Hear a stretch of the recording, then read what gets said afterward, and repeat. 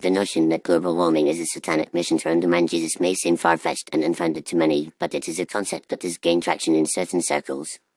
According to this ideology, the push to acknowledge and address global warming is not a genuine attempt to protect the planet, but rather a covert effort to undermine the teachings of Jesus Christ and the values of Christianity. Proponents of this theory argue that the emphasis on environmentalism and the perceived urgency to combat climate change are merely a smokescreen for a larger, more sinister agenda.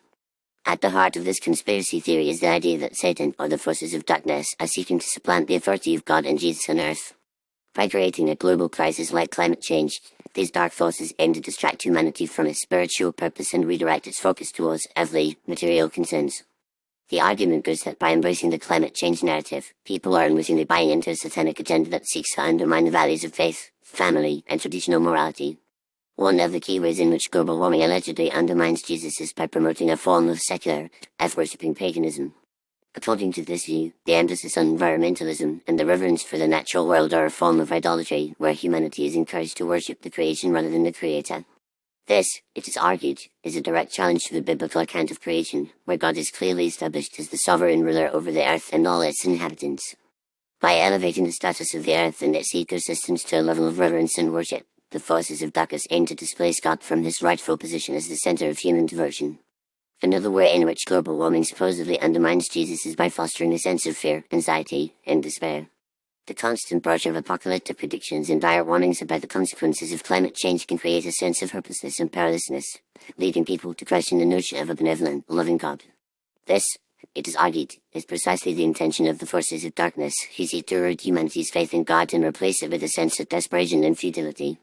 By promoting a narrative of doom and gloom, the climate change activists are, wittingly or unwittingly, serving the interests of Satan, who delights in humanity's suffering and despair. Furthermore, the push for radical action to combat climate change is seen as a threat to individual freedom and autonomy, values that are deeply ingrained in the Christian tradition. The call for governments and institutions to take drastic measures to reduce carbon emissions, regulate industries, and redistribute wealth is viewed as a form of totalitarianism, where the state and its agencies seek to exert control over every aspect of human life. This, it is argued, is a direct challenge to the biblical concept of stewardship, where individuals are entrusted with the responsibility to manage God's creation in a wise and responsible manner. By ceding control to the state and its agencies, humanity is, in effect, abandoning its God-given mandate to care for the earth and its resources.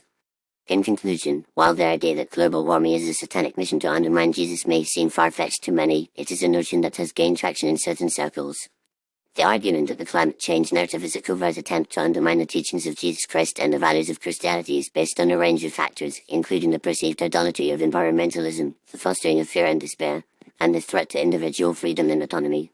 While this theory may not be universally accepted, it is clear that the debate over climate change has become a deeply polarizing and ideological issue, with profound implications for human society and the values that underpin it.